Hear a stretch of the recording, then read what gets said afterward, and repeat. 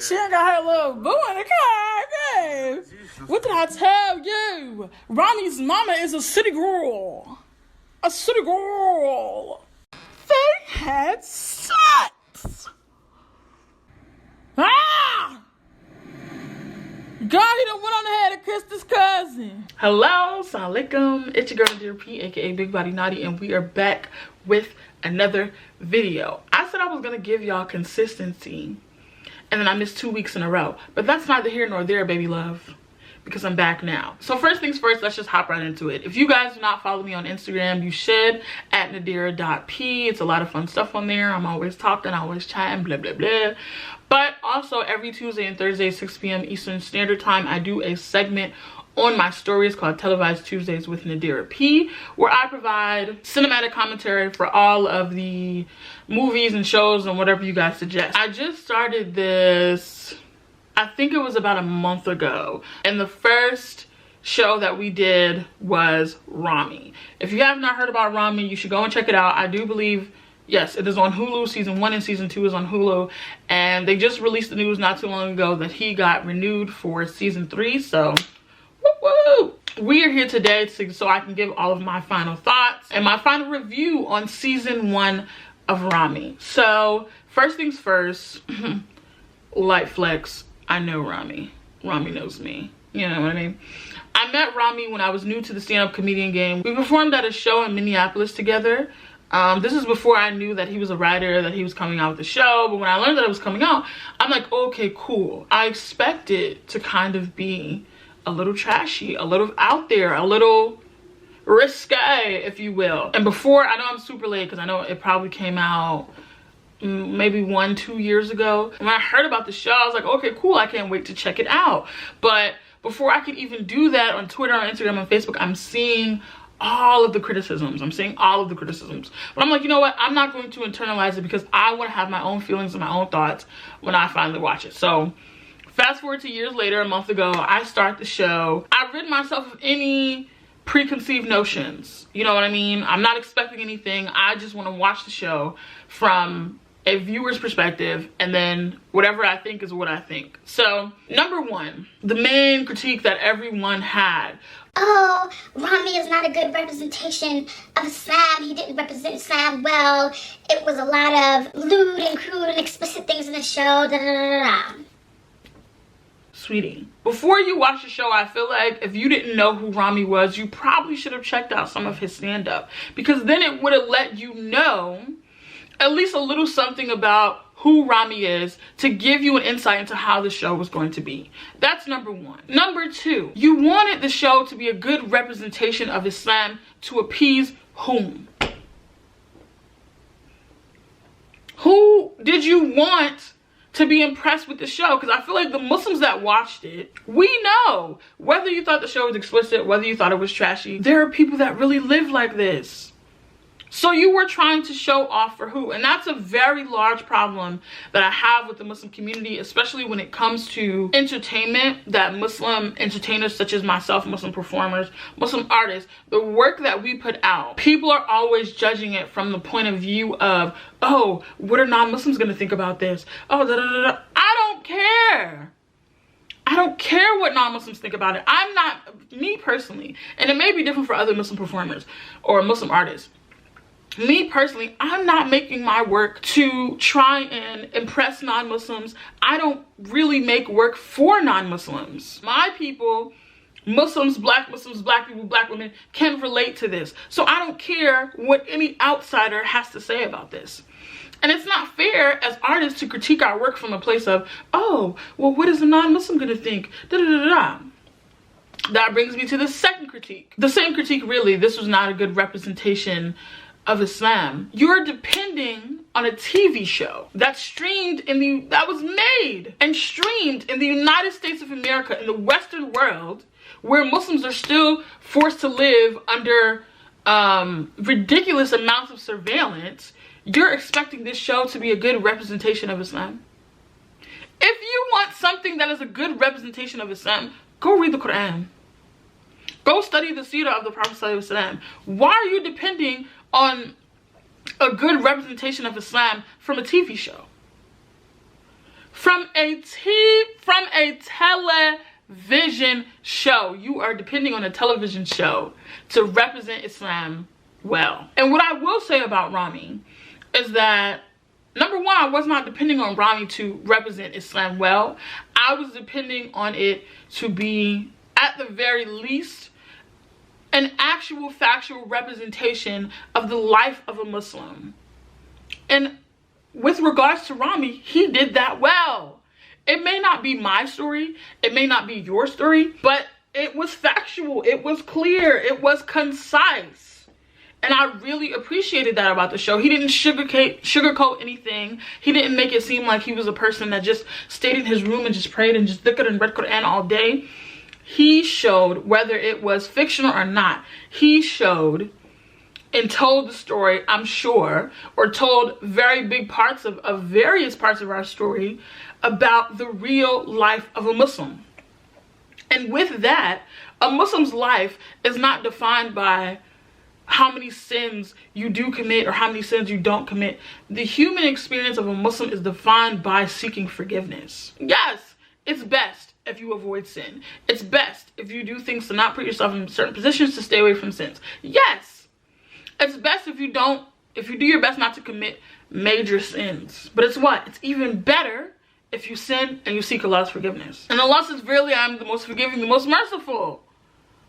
So with people like, oh my God, this was so nasty, whether or not you want to believe it, there are people who, at least from a social level, from a spiritual level, who are still Muslims, who commit these sins, who are still classified as Muslims. There are people that are fornicating. There are people that are using drugs, drinking alcohol, going to parties, committing adultery, doing all of these various things that are still believe in Allah. Point blank, period. Another thing that I really loved about the show is that, again, he showed the human experience of a Muslim. And with that, in season 1, he did a lot of trying to find his spiritual self, we can say. And in finding your spiritual self, you're really seeking out Allah. And when you seek out Allah, you find yourself. In the show, he's in his mid to late 20s. So trying to find yourself as an adult is a whole other task. And as a person who is an adult who is trying to constantly be on the quest of seeking out Allah in various ways, I appreciated that so much, because he was looking for Allah and he had to find ways to navigate it while still battling his nafs and committing all these sins, and with each sin feeling like you are stepping further and further away. And then in the show, he goes on this journey. He goes back to Egypt. I told you guys, I believe he's half Egyptian, half Palestinian in the show. I don't know if that's what he is in real life, but he goes back to Egypt and he's like, okay, I'm trying to focus. I called it like a mini hijrah, a mini journey to try to find himself, to try to find Allah, because, you know, it's very different to try and seek out Allah in the Western world versus how easy it is when you go back to your respective community that's full of Muslims, or a country or a place or whatever that's full of Muslims. So I really appreciated that about the show. And also my followers were responding and letting me know that he was addressing many problems within the outer community, misogyny, the policing of women, kind of like the lack of romance after a certain age, and a lack of care really when it came to him. Because there was an episode where, it was one of the last episodes, where his mom, this whole episode was from the perspective of his mom, and she was trying to find herself. So it starts off, she's cooking this great big meal for her family,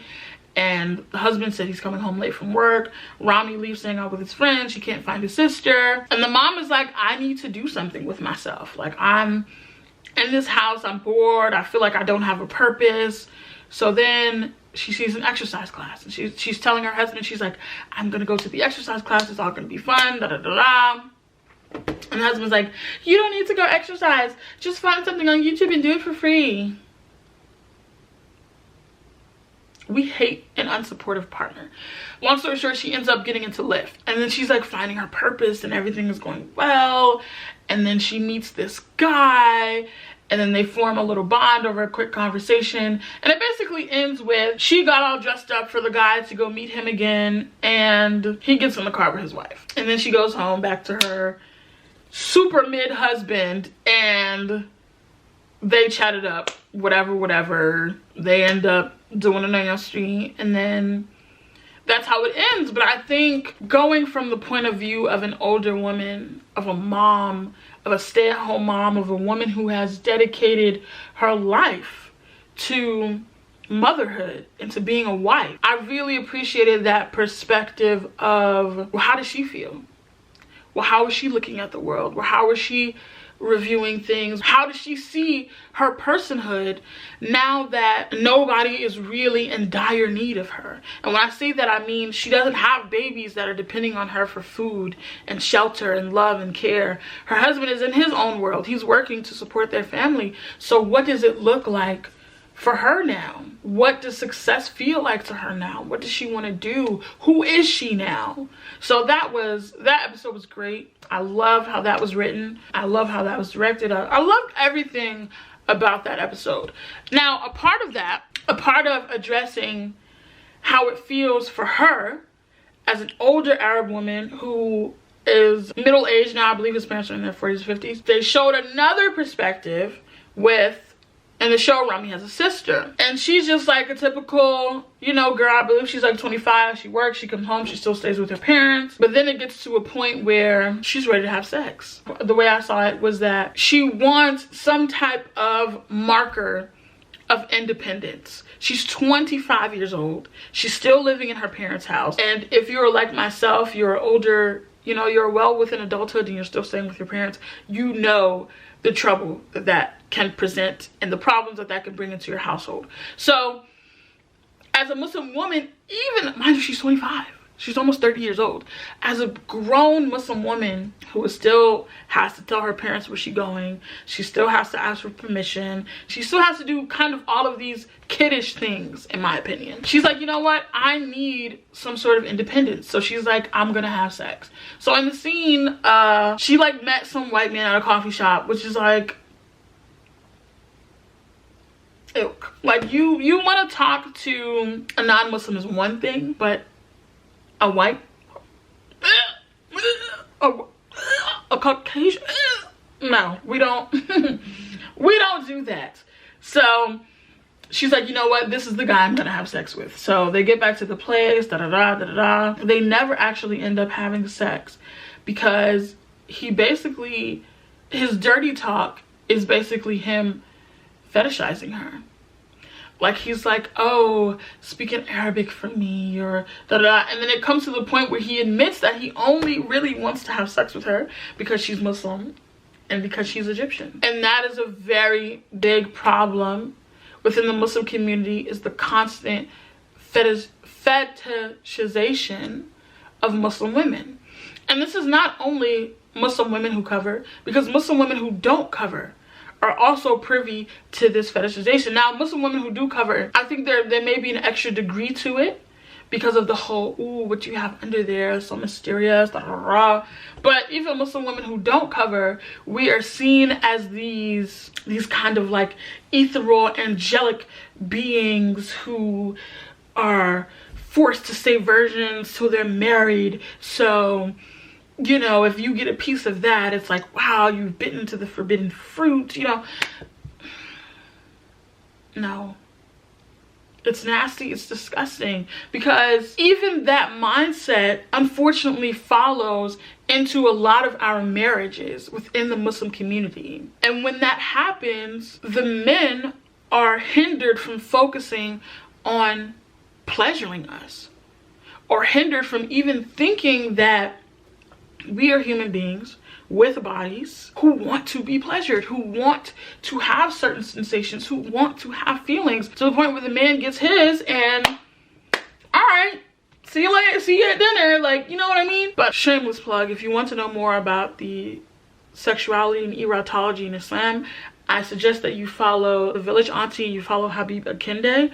Habiba Kende actually wrote a book, one titled The Taste of Honey, another titled Kunyaza, so you should definitely go pick those up. Shameless plug. And I think it goes without saying that I found the show absolutely hilarious. The show was so funny to me. A couple parts that stuck out when he goes on a sit down, basically when he goes to meet a woman to check to see if they're interested in each other, to pursue each other for marriage. She's like, how much Quran do you know? And he's like, oh, you know, the classics. That was hilarious. I think the part with his uncle was hilarious. The uncle is like, it's like the first day of Ramadan and the uncle is eating and he's like, uncle, like, why aren't you fasting? Today is the first day of Ramadan. He's like, according to Saudi, he was like, I don't go by the Saudi calendar. They're absolutely treacherous people. And I'm like,